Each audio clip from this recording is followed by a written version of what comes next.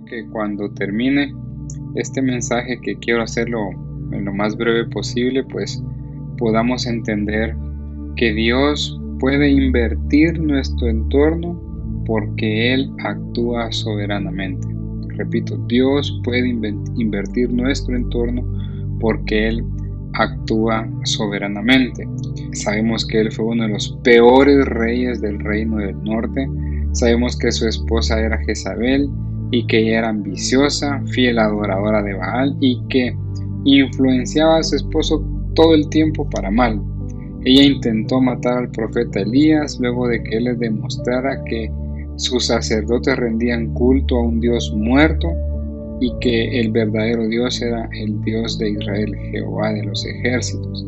Sabemos que Acab fue quien tomó por la fuerza la viña de Nabot y sobre todo que Acab erigió un templo a Baal en Samaria, persiguió a los profetas de Dios, los aborrecía. Acab era alguien que en nuestra forma de ver las cosas no merecía en lo absoluto nada de parte de Dios. Esta noche en nuestro pasaje hoy vamos a ver cómo Dios puede intervenir soberanamente en la vida de aunque sea el peor de los reyes y cambiar por completo su entorno. Veremos también que pese a todo, a lo que Dios le dio, pese a lo que recibió de parte de Dios, sufrió una tremenda reprensión por causa de su desobediencia. He dividido esto en tres partes. La primera parte es la declaración de guerra a un rey humillado. La segunda es la intervención soberana de Dios a favor de un rey incrédulo. Y finalmente vamos a ver el castigo de Dios ante la desobediencia de un rey necio. Veamos la primera parte. Les invito a que abran su Biblia y que vayan al primer libro de Reyes, capítulo 20, y vamos a ir viéndolo por partes. Primer libro de Reyes, capítulo 20, de los versículos 1 en adelante. En la primera parte vamos a ver algunos puntos importantes. Lo primero que quiero que veamos en esta primera parte es la declaración de guerra a un rey humillado. Esa es nuestra primera parte, la declaración de guerra a un rey humillado. Ben-Hadad era un rey arameo de la parte norte de Israel, o sea, más al norte del reino del norte. Es de la región de Damasco, una región de Asiria, y era un rey con el que constantemente habían estado en guerra. Él era un rey muy poderoso, y dice en los versículos 1 que el rey de Aram reunió todo su ejército y tenía con él 32 reyes con caballos y carros, y subió, sitió a Samaria y peleó contra ella. Y después de que pelea contra ella, empieza un cruce de mensajería, un cruce de mensajeros que van de un lado a otro con mensajes de reyes a reyes. Dice que primero Ben-Hadad mandó mensajeros diciendo al rey Acab que todo lo que él tenía, dinero, posesiones, mujeres, que todo eso debía entregárselo. Usted lo puede ver en el versículo 2, donde dice que mandó a decirle en el versículo 3: tu plata y tu oro son míos, míos son también tus mujeres y tus hijos más hermosos. Algo que se procuraba siempre cuando habían batallas, que llevarse lo mejor de cada uno del rey que estaba derrotado. Dice más adelante en el versículo 4 que Acab estaba completamente humillado, sometido, sin valor, al punto que acepta entregarlo todo.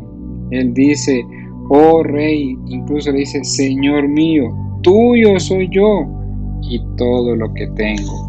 Acab estaba ya humillado. Pero Ben-Hadad, como era ambicioso y se sentía poderoso y se sentía que él era superior a Acab, no se conforma y vuelve a enviar mensajeros y quiere que aún lo que poseen los siervos les sea entregado. Miremos en los versículos del 5 al 6, donde le dice que a uno de sus siervos todo lo que ellos le tendrá que dar. Entonces Acab viene al verse que ya este rey le estaba pidiendo hasta lo que no era de él, en apariencia porque él era el rey.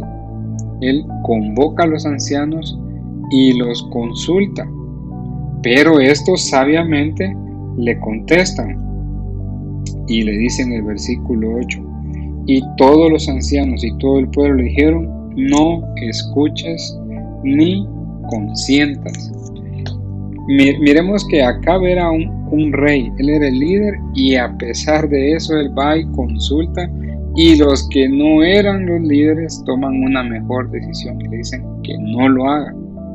Entonces viene en el versículo 9, los mensajeros de Ben-Hadad vienen y le contestan. Él les contesta que él está dispuesto a entregar solo lo que corresponde a él, pero no lo que le corresponde a los siervos. Esto, por supuesto, no le hace ninguna gracia a Ben-Hadad, y entonces viene él y le contesta. Y vean bien, y Ben-Hadad envió a decirle: así me hagan los dioses y aún me añadan, si el polvo de Samaria bastará para llenar las manos de todo el pueblo que me sigue.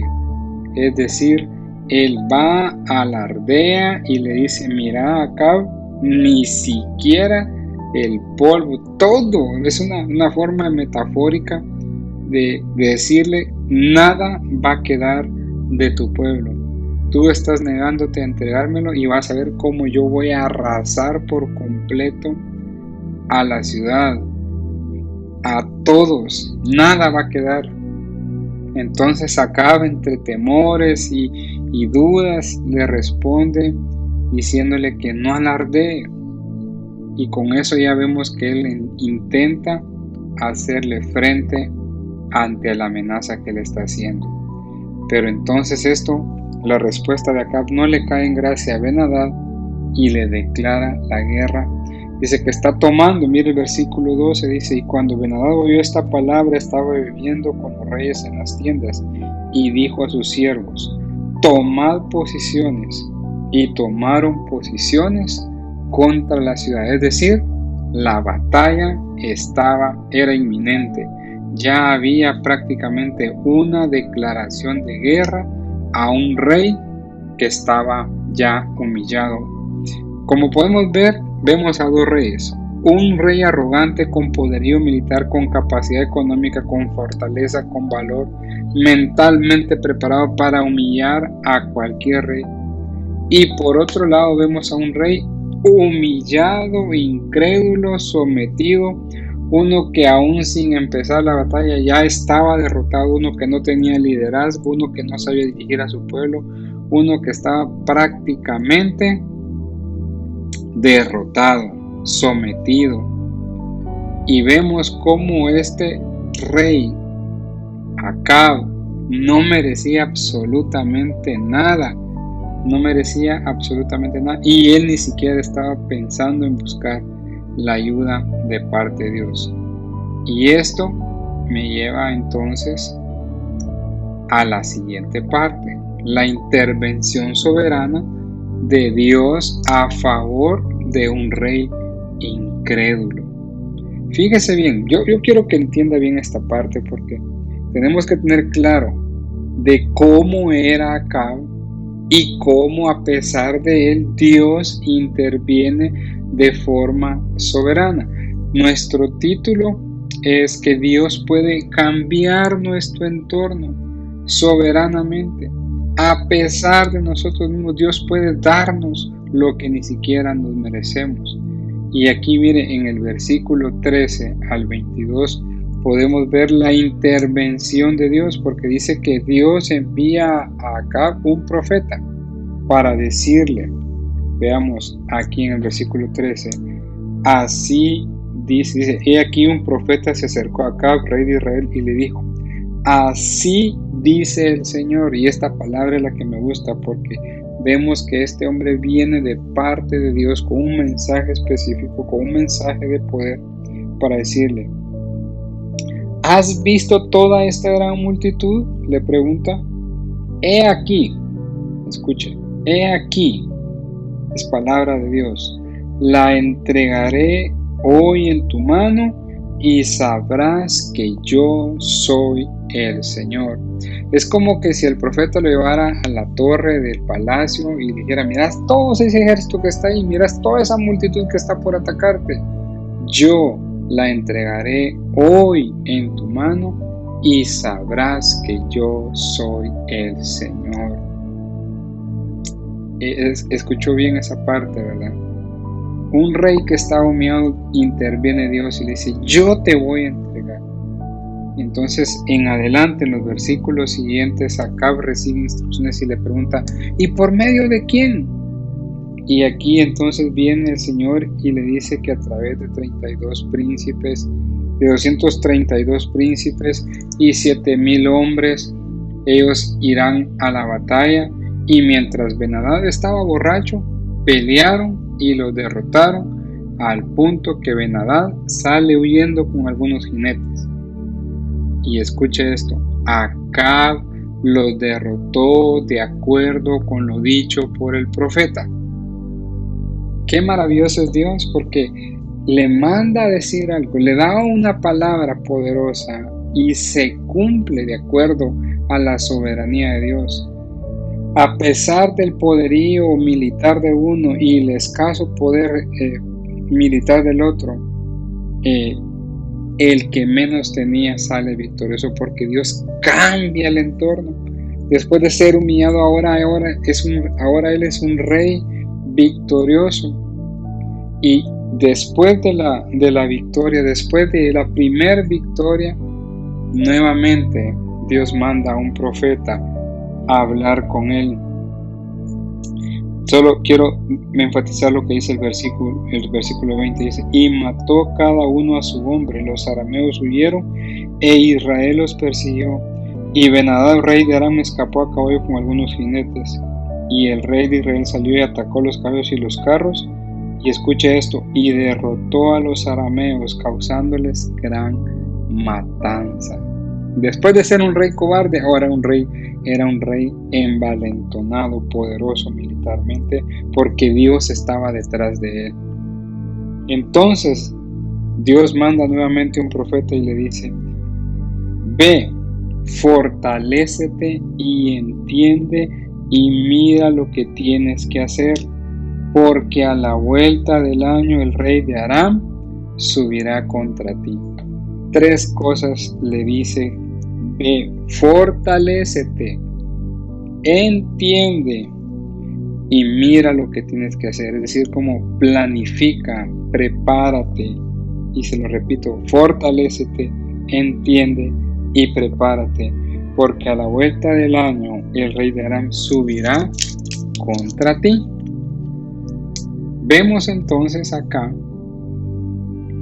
que el rey Acab, de parte de Dios, recibe una palabra y Dios le concede la victoria para mostrarle que Dios es Dios por encima de todas las cosas. Pero como el profeta bien le dijo: dentro de un año vendrán contra ti, dice el versículo 23 que los siervos de Ben-Hadad intentan reflexionar en qué fue que consistió la derrota de ellos.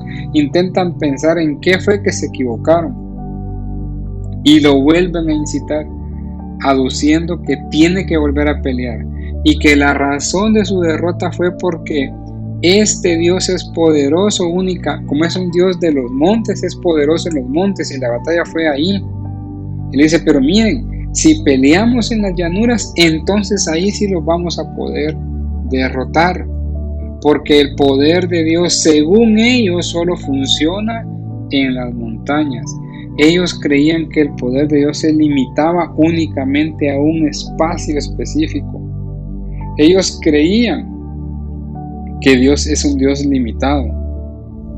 Entonces les sugieren que la batalla ahora se desarrolle en las llanuras. Y cabal, pues, pasado el año, Ben-Hadad vuelve a prepararse para la batalla. Pero miren, la Biblia nos dice que era un ejército de 127,000 hombres. 127,000 hombres. Y en cambio el reino del norte, el reino de Acab, era siempre un menor número. Dice el versículo 27 que parecían rebañuelos de cabras, es decir, como que usted podría contarlos, como que nosotros podríamos contar cuántos eran los de Acab, y los asirios o los arameos prácticamente ni siquiera se podían enumerar. Era una multitud contra un pequeño grupo de hombres, pero ese pequeño grupo de hombres contaban con el Dios Todopoderoso, porque dice que el profeta de Dios vuelve a hablarle al rey y le dice: porque los arameos han dicho que el Señor es un Dios de los montes, pero no es un Dios de los valles. Escuche bien, escuche esta palabra. Por tanto, conclusivo, entregaré toda esta gran multitud en tu mano y sabrás que yo soy el Señor. Lo mismo que le dijo antes: yo te los voy a entregar y te voy a mostrar que yo soy el Señor. De los versículos 29 al 30 dice que los vuelven a derrotar, tal y como Dios había mandado decir a través del profeta. En un solo día dice que mataron a 100,000 hombres, y 27,000 que huyeron dice que les cayó encima un muro. Sin embargo, Ben-Hadad huye, salva su vida, refugiándose en lo que podemos pensar que es un sótano, según el versículo 30. El resumen de esta parte diríamos que fue que antes que Dios interviniera, Acab no tenía ninguna esperanza de ganarle al rey arameo. Estaba derrotado mentalmente aún sin haber comenzado la guerra, sin haber empezado a pelear. Sin embargo, Dios, sin ninguna razón aparente, sin motivo alguno, decidió intervenir.